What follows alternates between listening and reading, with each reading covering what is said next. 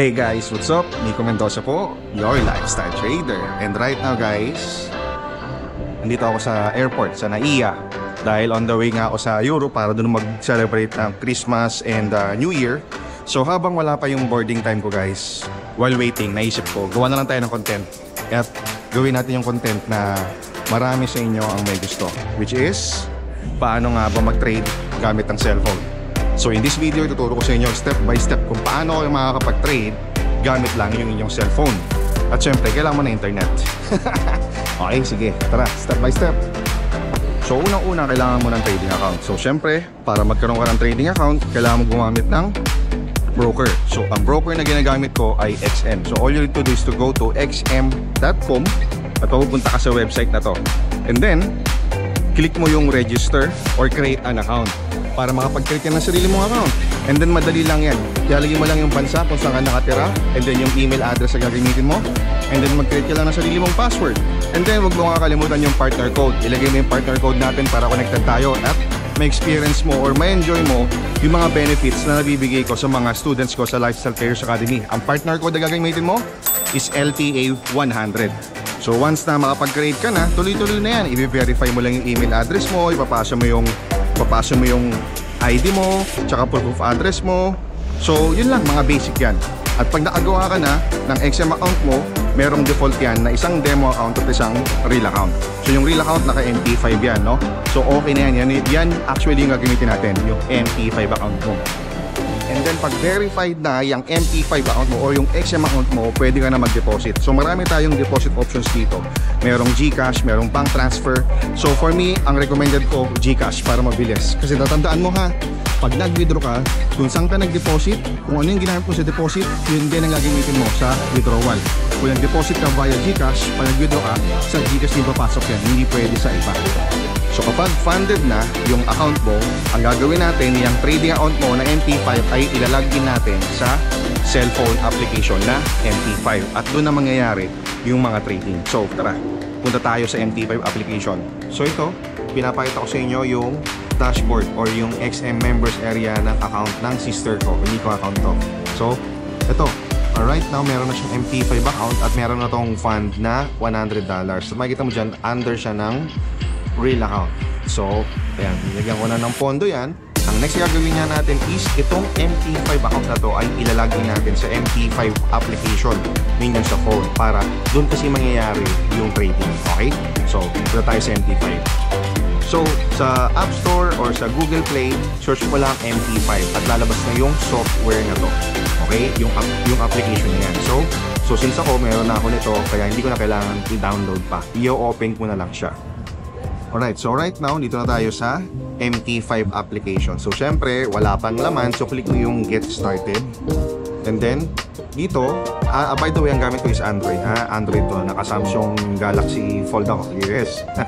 So, yan. Dito sa Get Started, click mo yung plus sign sa taas.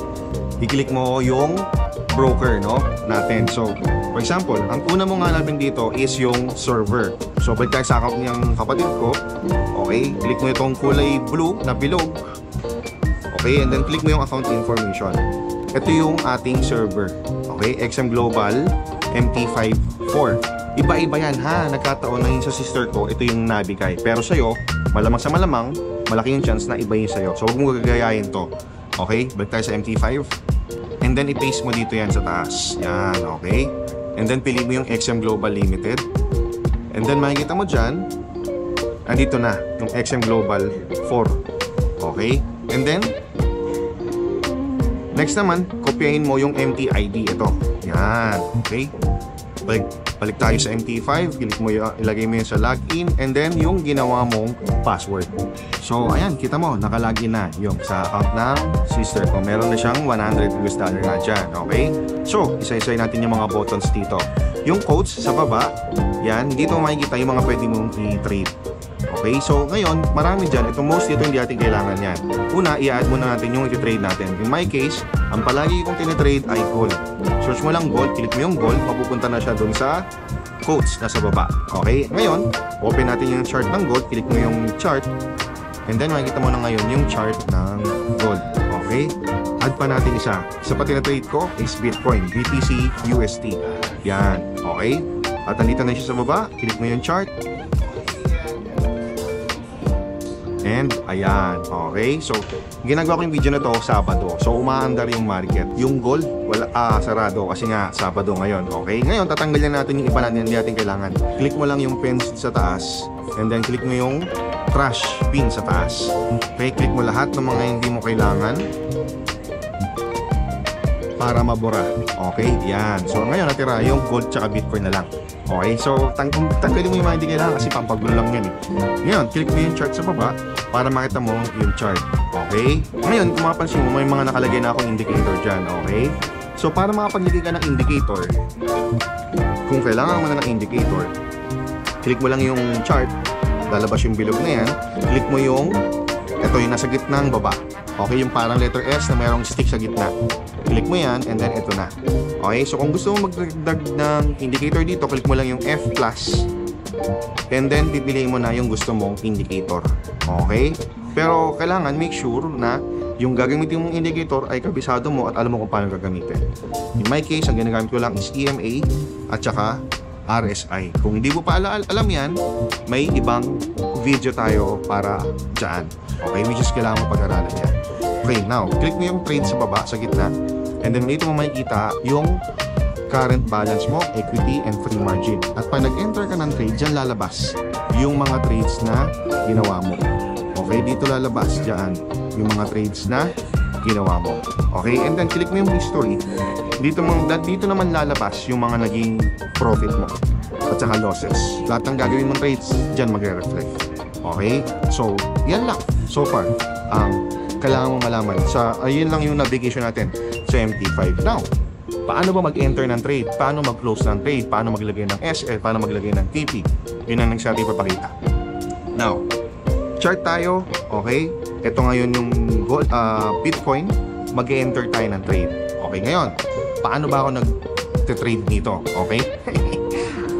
So, sell, buy, or sell. Kita mo dyan sa taas, sell sa kaliwa, buy sa kanan. Yung nasa gitna, yung number sa gitna, yan yung ating lot size. Start ka muna sa 0.01. Yan ang pinakamaliit. Ngayon, meron tayong ibang video about kung paano mag-compute ng lot size, ng pips, at kung ano-ano. So, kailangan mong pag-aralan yon. Okay? So, dito, papakita ko lang sa inyo muna kung paano mag-buy at sell. Okay? So, dito ang tingin ko bababa pa si Bitcoin. Therefore, I will click the sell button. Okay? So, click natin yung sell button. At pag first time mong pinindot yung buy or sell, may lalabas na ganito, disclaimer.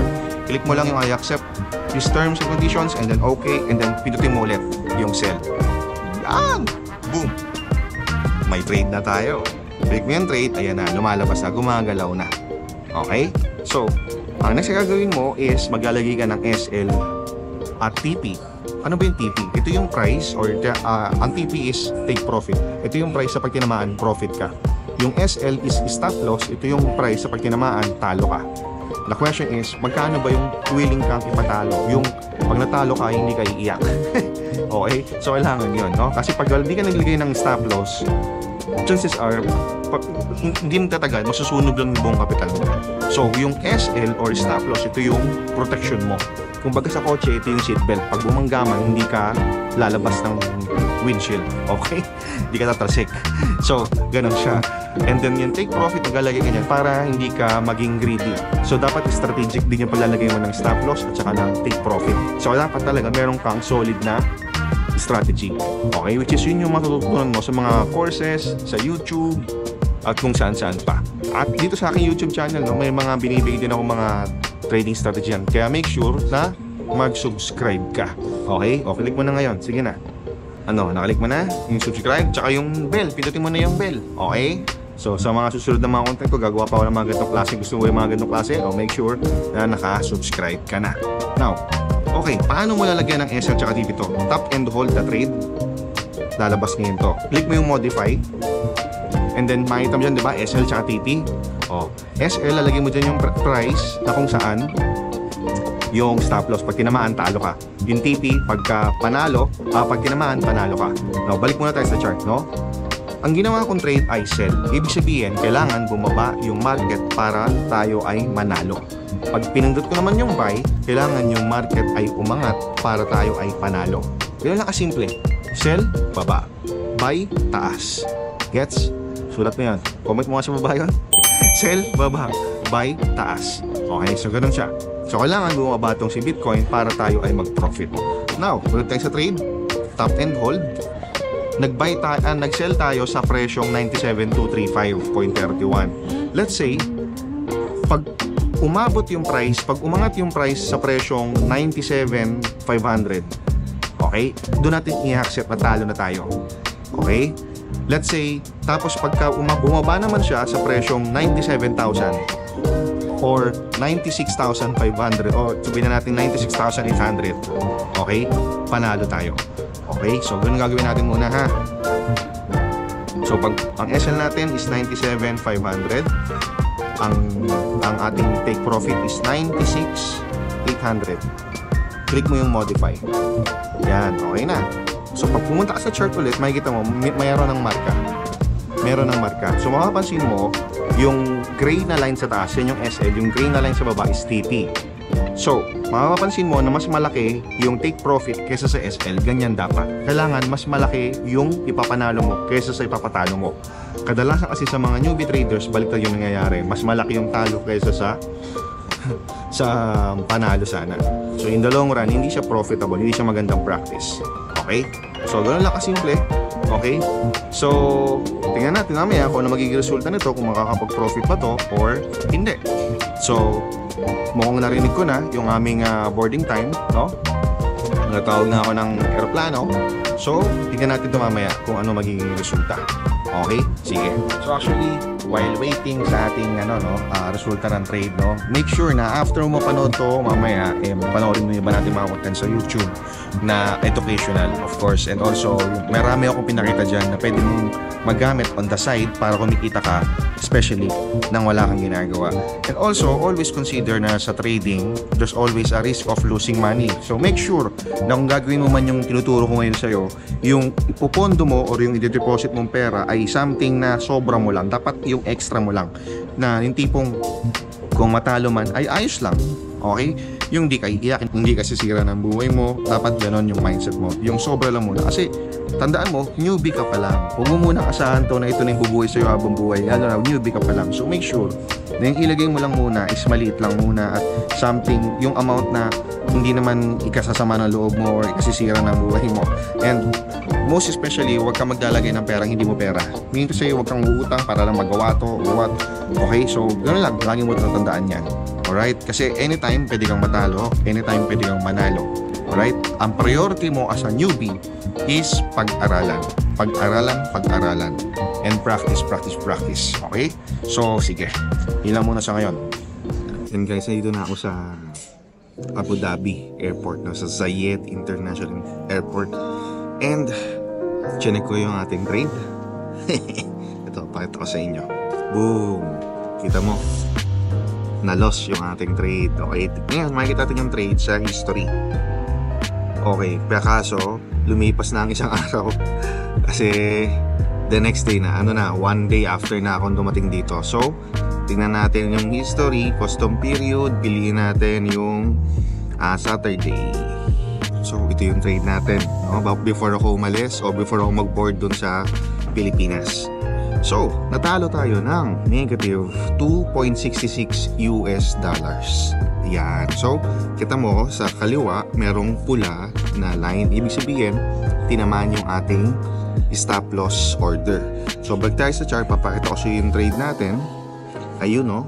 Ito yung trade natin. So, after, actually, 10 minutes, or 5 minutes actually, tinamaan agad. Okay? Well, ganun talaga. Ganun yung talaga yung nangyayari talaga sa trading. Especially yung ginawa natin trade kagabi is hindi naman ako nag-analyze ng maayos. At the same time, masyadong malapit yung mga orders na nilagay ko for the sake of parang demonstration nga dito sa content natin. Okay? But at least buti na lang din na tinamaan kung ano yung stop loss or yung take profit natin. Okay, at least nakita nyo na ganun siya. Pwedeng hindi mo bantayan actually kasi syempre isa sa common na misconception ng mga tao is kapag nagta-trade ka, kailangan nakatutok ka talaga, no? So, nakita yung ginawa ko, nag-enter ako ng trade, naglagay ako ng stop loss, tsaka nag-take profit, and then pinabayaan ko na. And then, check ko na lang later. In my case, check ko lang kinabukasan, tinamaan yung stop loss order natin. Okay? So, ganun na nangyari. Ayan. Okay? Grabe. Talo tayo ng $2.66. Hindi ata para sa akin ang trading. Okay, at least, di ba, nakita nyo na talagang pwede kang matalo, pwede ka rin manalo. Now, tingnan natin isa pa. Okay, ano pa ba pwede kong i-share sa inyo rito? Oh, by the way, itong chart na to ay nasa 5-minute time frame tayo. Meaning to say, ang bawat kandila, candles ang tawag natin dito, ang bawat sa bar, bawat bar, candles ang tawag natin. Ang bawat candle dito is 5 minutes ang tinatagal. Kung gusto mong palitan yung time frame, click mo lang yung screen and then pili mo na yung time frame. Ayan, no? Nasa M5 tayo ngayon. Kung M15, ibig sabihin 15 minutes per candle. Kung D1, ibig sabihin isang candle, isang araw yan. Ayan, okay. So, yun yung trade natin kahapon. Ayan, no? Okay. So, usually ako, nagtitrade ako 5-minute candles. Okay? Pero, kung nag-analyze ako, tinitingnan ko usually 1 hour, 4 hours, minsan, daily. Pero bihira ako sa daily. So, usually 1 hour titignan ko, no? So, ganun yan. So, marami kasi tayong mga analysis na tinatawag. Meron tayong technical analysis. Ibig sabihin nito, tinitingnan mo yung behavior and galaw ng bawat candles. Kasi, dyan pwedeng magbase kung ano yung pwedeng next na gawin ng market. Okay? I mean, may series of patterns na ginagawa ang market. Like yung mga head and shoulders, double top, double bottom. Those are the things na dapat maganda rin na malaman mo, matutunan mo, or makabisado mo. Kasi madalas nauulit yung mga ganung patterns. At pag nakita mo yung ganung pattern sa chart, usually alam mo na kung ano yung magiging bias mo or ano yung gagawin mong trade. Okay? Technical analysis. Titignan mo lang kung ano yung structure ng mga candles. Kung uptrend ba to, kung downtrend, tulad nito. Kung nasa 1 hour time frame tayo, makikita mo dito na pababa yung market, downtrend. Kaya ako nag-sell trade kahapon. Okay? Kaya ako, ang bias ko ay sell kasi nga tingin ko pababa kasi nga downtrend siya, pababa. Okay? Now, yun yung downtrend. Uptrend naman kung pataas. Halimbawa, kung titingnan natin yung D1 or yung daily time frame, tingnan mo yung chart, pataas. So, ang bias mo is buy kasi nga pataas yung market. Ngayon, meron tayong tinatawag din na ranging market. Ibig sabihin, walang malinaw na trend yung market. Up, down lang siya. Nag-stick lang siya sa isang place. Example niyan is tulad nitong part na to. Yan. Diba? Up, down lang yung market. So, walang malinaw na trend. Okay. And then, another analysis is fundamental analysis. Ito naman yung mga current events na nangyayari dun sa bansa nung currency na trade natin. Halimbawa ako, ito Bitcoin USD. So, usually, may effect sa market na to kapag mayroong mga important events or news sa US. So, mahalaga na palagi rin tayong updated sa mga current events sa ibang bansa. Lalo na kung connected to dun sa tinitrade natin. For example, tinitrade ko usually pag weekdays, gold. So, titignan ko kung yung mga current events sa Middle East and also US dollar. Kasi meron siyang direct effect sa gold and of course sa US dollar. So, yeah. Technical analysis, fundamental analysis. The third one is sentiment analysis. Sentiment analysis, ito yung pakiramdam ng mga traders. So usually yung sentiment analysis, makikita mo yan sa mga brokers or actually even sa Google. Type mo lang sentiment analysis, yung mga lalabas na data na dyan. Ano ba usually or on that moment, ano yung bias ng madlang people? For example, kung titignan mo yung Bitcoin sa sentiment analysis, okay, makikita mo doon ilang percent sa mga traders, ilang percent ng mga traders yung buyers and sellers. Okay, so usually, paano nila ginagamit yung sentiment analysis? Kapag mas marami yung sellers, it's too late for you to sell. Okay, kasi chances are, pwede na mag-reverse yung market. Okay, pero hindi naman siya 100% na gano'n. Kumbaga, para lang magkaroon ka ng idea, ano ba kadalasan or ano ba yung bias ng karamihan ng mga traders. So usually sinasabi nila, don't follow the crowd. Okay, kasi kapag ka masyado ng malaki yung bias sa sell or buy, it's too late for you to enter the market. So yun. So mas maganda, mas mapagbigyan ng oras sa tatlong analysis na yun: technical analysis, fundamental analysis, and sentiment analysis. Okay? And then yun, pag alam mo na yung mga yun, darating yung time makaka-create ka ng mga certain rules ng sarili mong strategy. Magkakaroon ka ng sarili mong trading plan, magkakaroon ka ng sarili mong trading strategy kung paano mo i-trade to. Okay? Part ng trading plan or ng trading strategy mo is like sa anong time frame ka mag-trade. Sa 1 minute time frame ba? Sa 5 minute time frame ba? Okay? Kasi meron din tayong tinatawag na trading style. Okay? Ano to? Meron tayong scalping, ibig sabihin, mabilisan ka lang mag-trade, mabilis ka mag-enter, mabilis ka rin mag-exit. Usually, tinitingin niya sa 1 minute hanggang 5 minute time frame. Meron din tayong tinatawag na day trader. Ibig sabihin, within the day, tumatagal yung trade niya, basta bago matulog, whatever the result or ongoing result ng trade niya is i-close niya ang day trade. So usually, tinitingin niya 5 minutes to 1 hour. Okay? And then meron tayong tinatawag na swing trade. Ibig sabihin, tumatagal ng ilang araw yung trades niya. And then lastly is position trader. Tumatagal ng buwan, even years yung trade niya. Okay? So ako, personally, ang style ko is scalper or scalping up to day trade.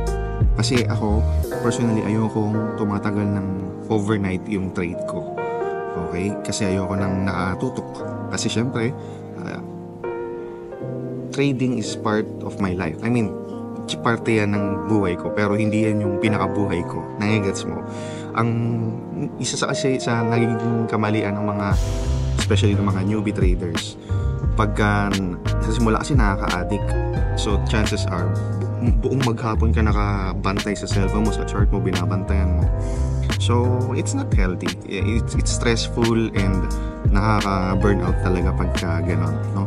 So ako, ang tinuturo ko sa mga students ko sa Lifestyle Traders Academy is kung paano ako nag-i-scalp sa market. Ibig sabihin, mabilis ang entry, and also kung paano ako naghahanap ng mga day trade na trades. So may mga tinuro ko sa kanilang mga strategy kung paano mag-day trade, kung paano mag-scalp. Yun yung tinuro ko sa mga students sa Lifestyle Traders Academy. And also, isa sa shinare ko sa mga students ko sa Lifestyle Traders Academy is paano ko nagagawang kumita during the time na hindi ako nakakapag-trade. Like for example, nasa flight ako, diba? Nasa isang araw na biyahe ako. But kung natapat ng weekdays, kasi ano ngayon Sunday na ngayon So kung natapat ng weekdays yung flight ko, I can still make money habang nasa biyahe. In fact, nung nakaraang flight ko, nasa aeroplano ako, tapos mayroong wifi, tapos chinek ko yung trading account ko, kumikita pa ako.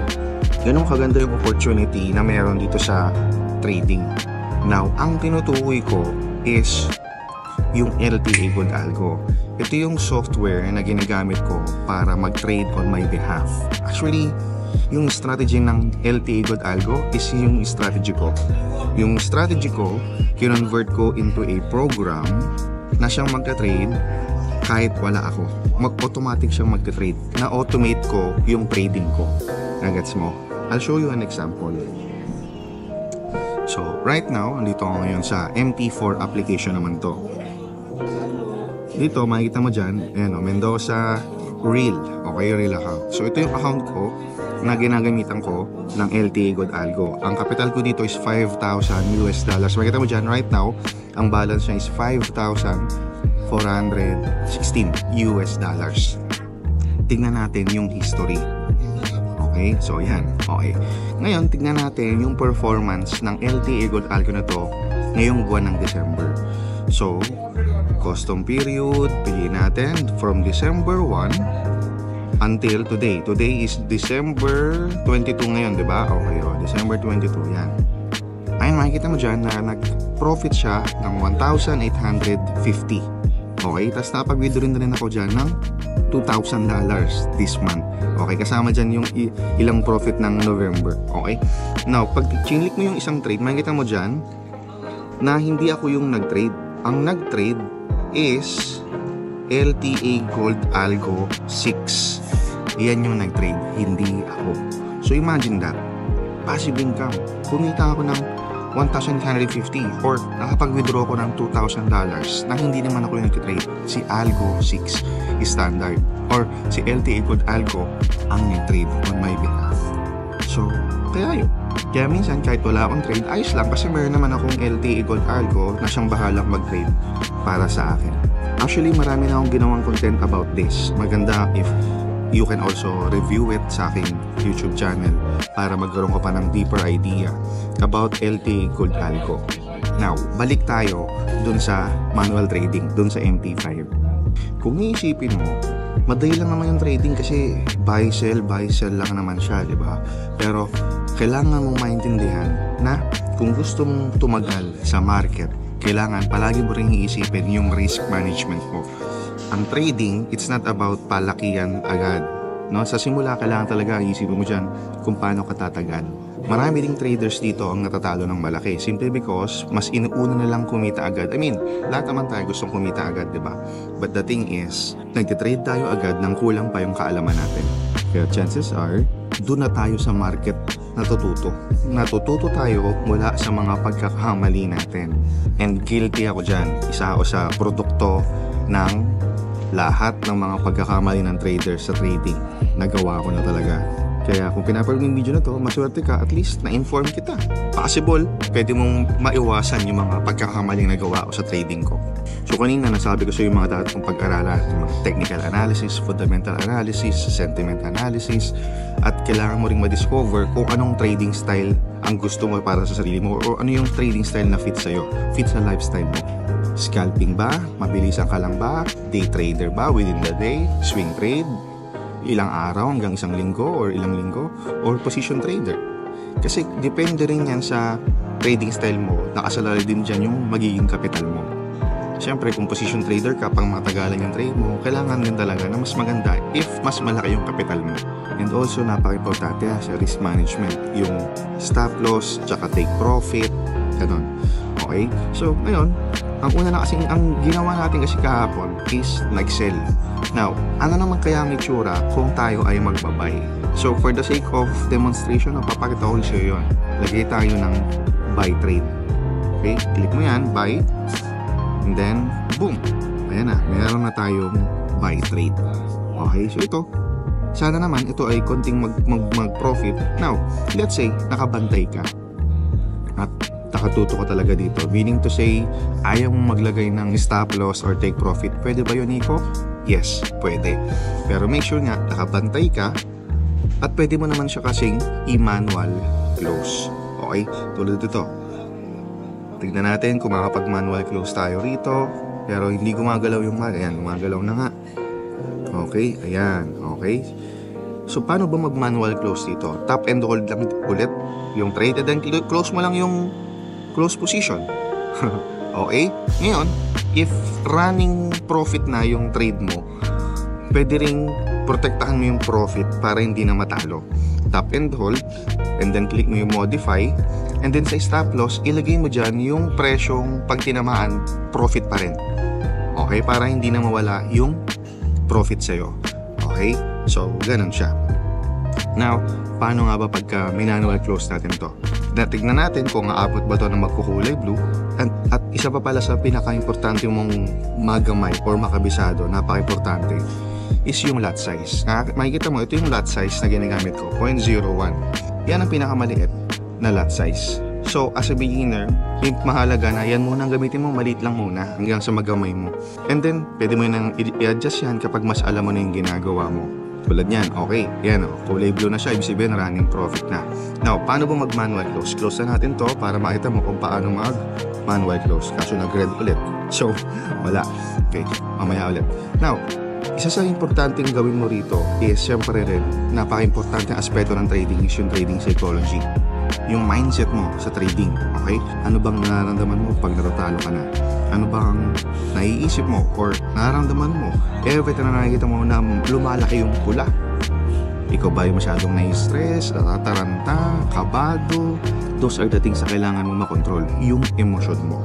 Kasi kapag hindi na utak ang umiiral sa trading mo, instead yung emosyon na, delikado yon.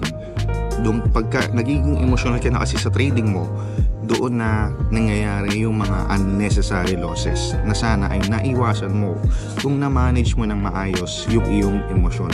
So, sa YouTube naman, maraming mga trading psychology na mga topics dyan, and also even sa mga paid courses, may mga trading psychology. Even in my course, meron din akong tinuro ng mga trading psychology, ng mga advices and strategies na ginagamit ko sa sarili ko para maging maayos yung aking emosyon. So make sure na nakasubscribe ka dito sa aking YouTube channel para naman pag nag-update ako or nag-upload ako ng mga trading tips, lalo na yung mga trading psychology tips at trading strategies, ay updated ka at mapanood mo agad. And also you can follow me sa aking Facebook page para kapag may mga webinars ako, updated ka, maka-attend ka for free sa mga webinars ko.